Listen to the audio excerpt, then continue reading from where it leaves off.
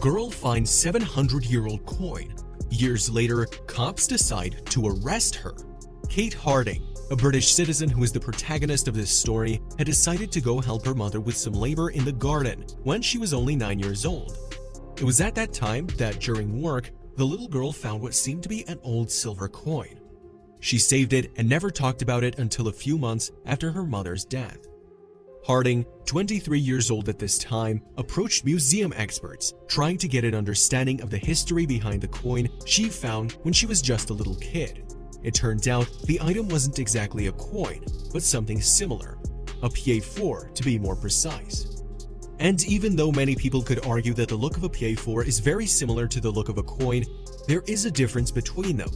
A pied-four is generally thicker and weighs approximately twice that of a coin. Plus, it's also believed that such an item was never used as a currency. But if pied-fours weren't used as a currency, how were they used? Well, it is believed they were used as guides for mint workers and reckoning counters for officials. However, the particular pied-four young Kate Harding showed to museum experts was a representative object marking Charles IV's ascension to the French throne in 1322.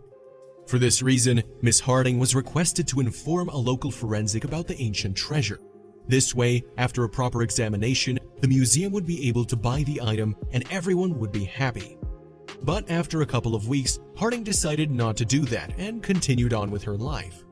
Unfortunately for her, the Treasure Act of 1996 claimed that any object older than 300 years old and with at least 10% of precious metal content had to be reported to a local forensic in a period of 14 days, and failing to carry out such a duty would be considered a criminal offense.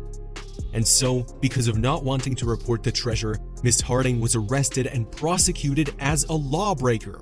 She faced up to 3 months in jail and a fine, but walked free from court when her lawyer claimed that she didn't report the treasure because of disorganization and because it had a sentimental value for her. In the end, the young woman was set free under a conditional discharge and had to pay £25 to continue on with her life. As for the museum, the so-desired pied-four never made it to their facilities. In fact, when Miss Harding decided to speak with a local forensic, she said she had lost the item, and so because of that, authorities stopped harassing her. If she would have sold the pied-four, Miss Harding would have been rewarded with as much as £2,000. But as far as we know, she probably still keeps it as it is of great sentimental value for her. Now tell us, what would you do if you found something similar? Would you report it to any museum?